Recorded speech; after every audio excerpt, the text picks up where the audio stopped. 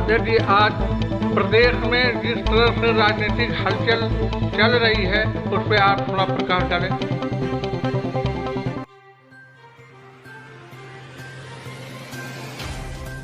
आपका स्वागत है। आप देख रहे हैं एनआईपी न्यूज।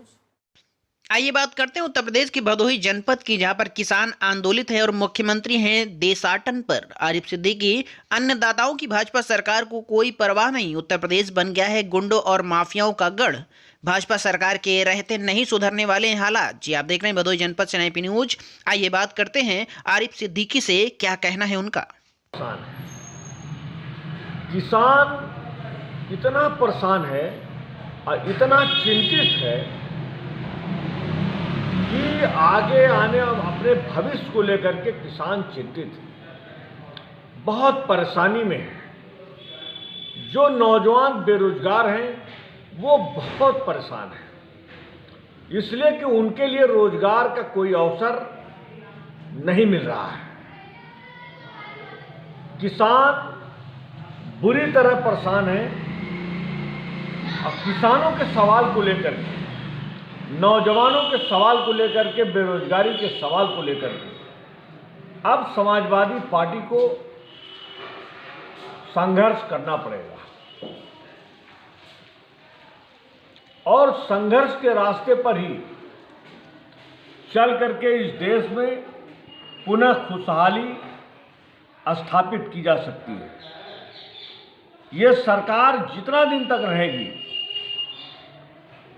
उतने समय तक देश के हर वर्ग के लोग परेशान हैं, मजदूर परेशान हैं, रोजगार नहीं है, कारोबार ठप है, कालीन के कारोबार पर बुरा असर है, कालीन का कारोबार बिल्कुल ठप है, गरीब परेशान है, मजदूरों के पास काम नहीं है, किसान परेशान है। पूरे देश का किसान इस समय दिल्ली के चारों तरफ जमावड़ा डाला हुआ है। ये मामूली सवाल नहीं है। इन सारे सवालों को लेकर के समाजवादी पार्टी को संघर्ष करना पड़ेगा, इसलिए कि आज गरीब अपने आप को असहाय महसूस कर रहा है। किसान, गन्ना किसानों के बकाया का भुगतान नहीं हुआ है, अनाज के पैदावार के मुताबिक उन किसानों को उनका जितना दाम मिलना चाहिए वो दाम नहीं मिल रहा है। सरकारी अस्पतालों में दवा नहीं है, डॉक्टर टाइम से नहीं बैठ रहे, गरीबों को दवाएं मुफ्त नहीं मिल रही हैं।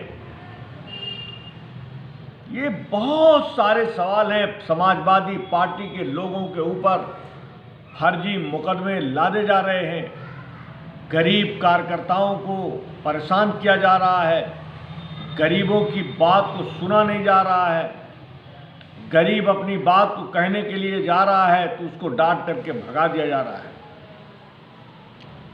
तो ये सारे सवाल हैं जिसको लेकर के समाजवादी पार्टी को संघर्ष करना पड़ेगा और हम लोग संघर्ष करने के लिए तैयार हैं। हमारे देश में महिलाएं और बच्चियां कितना अपने आप को सुरक्षित महसूस कर रही हैं? महिलाएं सुरक्षित नहीं हैं, बेटियां परेशान हैं, महिलाएं परेशान हैं।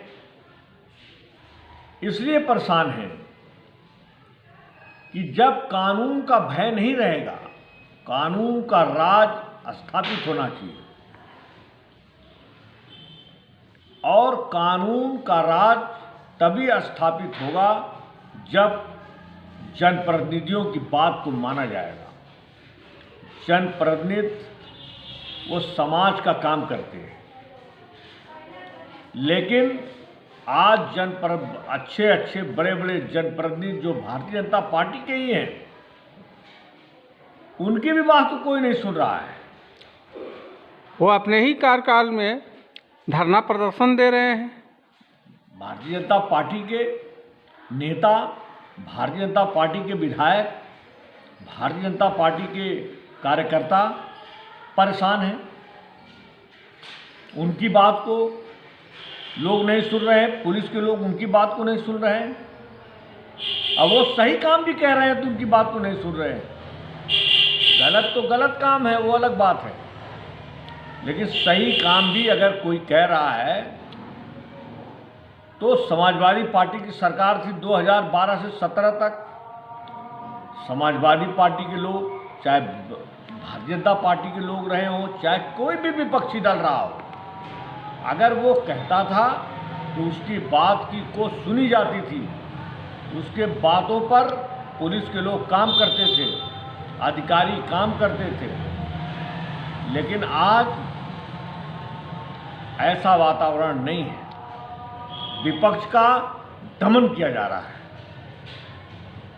विपक्ष को परेशान किया जा रहा है, विपक्ष के ऊपर मुकदमे कायम किए जा रहे हैं। अध्यक्ष जी, इन सभी मामलों को लेके, इन सभी मुद्दों को लेके समाजवादी पार्टी की क्या रणनीति रहेगी? कैसे वो जो है सड़क पे आके लोगों को इंसाफ दिलाने का काम करेगी? समाजवादी पार्टी ने,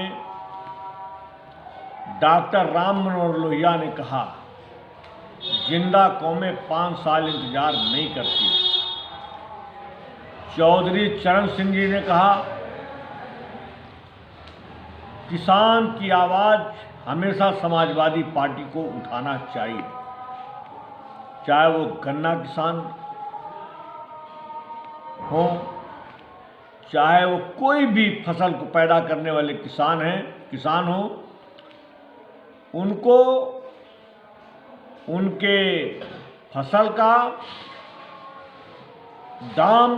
अच्छा दाम मिलना चाहिए। लेकिन आज दाम नहीं मिल रहा है। तो ये सारे सवाल हैं और इन सारे सवालों को लेकर के समाजवादी पार्टी को संघर्ष करना पड़ेगा और हम लोग संघर्ष के लिए तैयार हैं। समाजवादी पार्टी ने पहले भी जिलाधिकारी के माध्यम से हम लोगों ने महामहिम राष्ट्रपति महोदय को, महामहिम राज्यपाल महोदय को अवगत कराया है, अपनी बातों से अवगत कराया है। आज विपक्ष में समाजवादी पार्टी के अलावा कौन है जो आवाज बुलंद कर रहा है? हम ही लोग तो हैं, समाजवादी लोग ही हैं जो अपनी बात को हम कह रहे हैं। हम किसानों के सवाल पर, गरीब के सवाल पर, बेरोजगारी के सवाल पर, महंगाई के सवाल पर, इन सारे सवालों पर अगर कोई संघर्ष कर रहा है, कोई अपनी बात को कह रहा है, तो वो समाजवादी लोग हैं। विकास काम ठप है, रास्ते खराब हैं, सड़कें ध्वस्त हैं, गजिया का फ्लाईओवर है, उसका क्या हाल है आप देख लीजिए। जमुनीपुर इंदिरा मिल का फ्लाईओवर, उसके दोनों तरफ सर्विस लेन का इतना बुरा हाल है।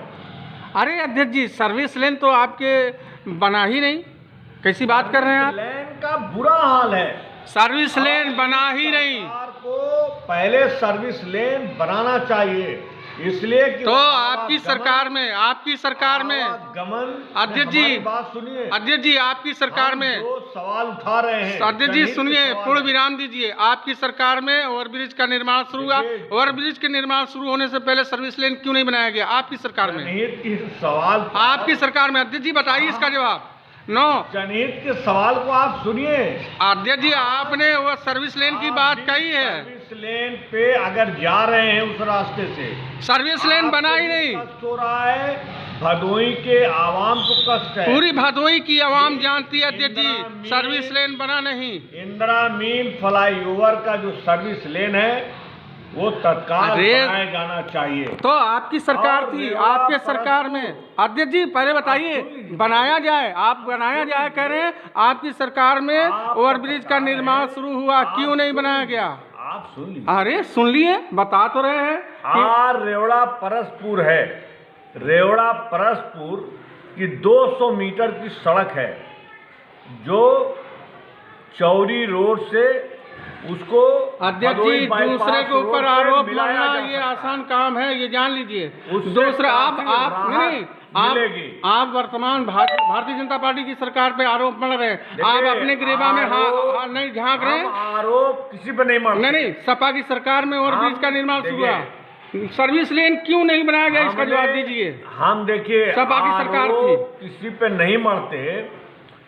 आरोप मढ़ने वाले लोग आरोप मढ़ने से काम नहीं चलता है, फिर इसका जनता को चलता जवाब है दीजिए। समस्या के निदान से। अध्यक्ष जी, जनता आपकी जवाब सुन रही है, आपकी जवाब हमने सुनेगी। भदोई में रामलीला मैदान, वो 10 फीट गड्ढा था, हमने उसको बनाया। अध्यक्ष जी तो आप बात मोड़ रहे हैं, सर्विस लेन की बात कर रहे हैं। बनाया हमने औराई रोड पर, आपने भदोई को सजाया। नाला कवर करके, दोनों तरफ नाला कवर करके, हनुमान जी की का मंदिर है वहाँ अध्यक्ष जी, पर। नो डाउट, तो नो हमने डाउट, उस नाले को कवर किया। नो डाउट, आपने भदोई को संवारा, चमकाया। तो काम ग्रीन होना भदोई, चाहिए। क्लीन भदोई। आरोप मढ़ने से काम नहीं होता। आपने ग्रीन भदोई, क्लीन भदोई बनाया। जो काम करे, काम करना चाहिए बस। अध्यक्ष जी, आरोप मढ़ने से काम नहीं होता। अध्यक्ष जी रही बात सर्विस लेन की, मैं बात कर रहा हूँ। आपने पालिका अध्यक्ष रहते भदोई को बहुत चमकाया। आज़ादी के बाद से ऐसी सड़कें भदोई वालों को मैसर नहीं मिली जैसा कि आपके कार्यकाल में मिला। लेकिन जहाँ तक सर्विस लेन की बात है, वो आपकी सरकार में निर्माण शुरू हुआ ओवरब्रिज का। सबसे पहले ओवरब्रिज का जो है सर्विस लेन बनना चाहिए, ऐसा नहीं हुआ। तो ये आपके सरकार के प्रतिनिधियों की खामी है, उसको आप नहीं उजागर कर रहे हैं, उसको आप एक्सेप्ट नहीं कर रहे हैं। देखिए, हम जो कह रहे हैं आज की डेट में, हम